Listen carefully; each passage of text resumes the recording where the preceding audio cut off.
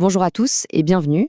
Aujourd'hui, on s'attaque à un très gros morceau, un item absolument incontournable pour les DN, l'item 162, qui porte sur la gonococcie et la chlamydiose. Ce sont deux infections sexuellement transmissibles que tout interne, et même tout médecin, doit vraiment maîtriser à la perfection. Alors, voici notre plan de route. On va d'abord poser les bases en présentant les deux bactéries principales.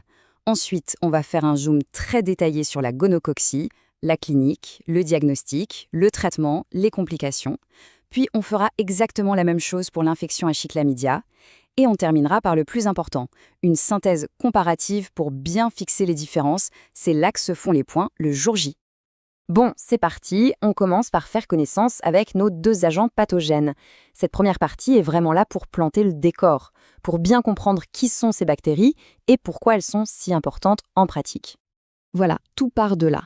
Neisseria gonorrhoeae, le gonocoque, et Chlamydia trachomatis. Ces deux noms, il faut les connaître par cœur. Ensemble ou séparément, ce sont eux les principaux coupables des infections urogénitales chez l'homme et des cervicites chez la femme. C'est vraiment le point de départ de toute notre réflexion clinique. Allez, on entre dans le dur avec la gonococcie. On va voir ensemble le tableau clinique typique, ce qu'on appelle la présentation bruyante, et toute la stratégie diagnostique qui en découle. Alors, regardez bien cette description, c'est la carte d'identité du gonocoque. Chaque terme compte. C'est un diplocoque, c'est-à-dire qu'il se présente par paires, souvent avec une forme en grain de café. Il est à gram négatif, ce qui est crucial pour le choix des antibiotiques. Et puis, il est typiquement intracellulaire, on le retrouve à l'intérieur des polynucléaires neutrophiles.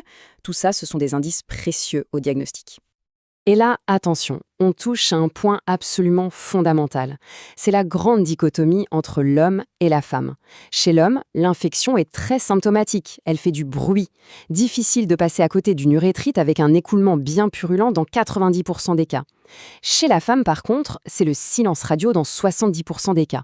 L'infection est asymptomatique, ce qui a des conséquences épidémiologiques énormes en termes de transmission.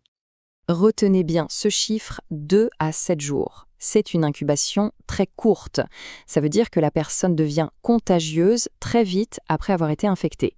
C'est une information capitale, évidemment, pour l'interrogatoire et pour le dépistage des partenaires.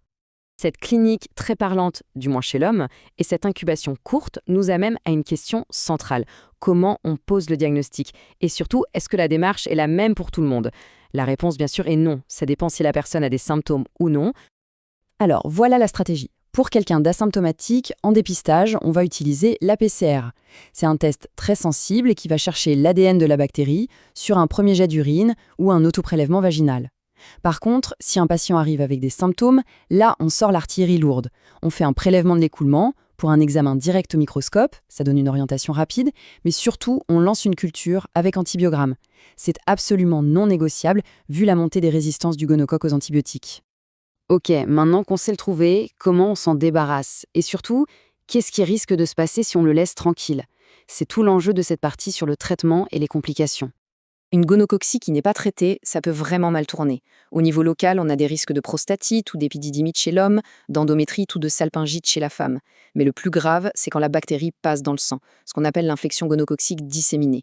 Et là, il y a une triade de signes qui doit faire flasher: fièvre, des lésions sur la peau, souvent aux mains et aux pieds, et des douleurs articulaires, voire une arthrite. C'est une urgence diagnostique et thérapeutique. Bon, le traitement. Ça, c'est à savoir par cœur. C'est un protocole en 4 points très clairs. D'abord, on traite le gonocoque lui-même avec une injection intramusculaire de ceftriaxone en dose unique. Deuxièmement, on traite systématiquement une co-infection à chlamydia, qui est très fréquente.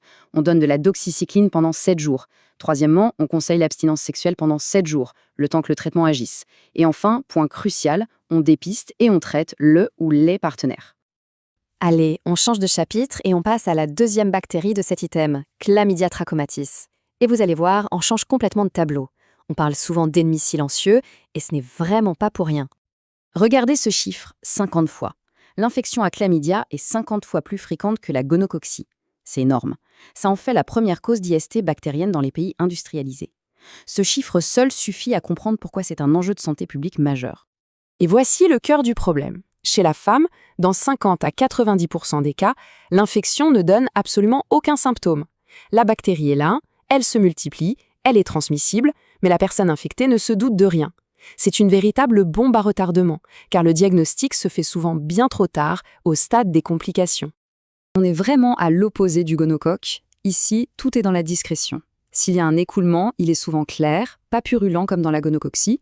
L'incubation est beaucoup plus longue et variable, ça peut aller jusqu'à des mois, et les symptômes, quand il y en a, sont beaucoup moins marqués. Bref, c'est une infection qui passe très facilement sous les radars.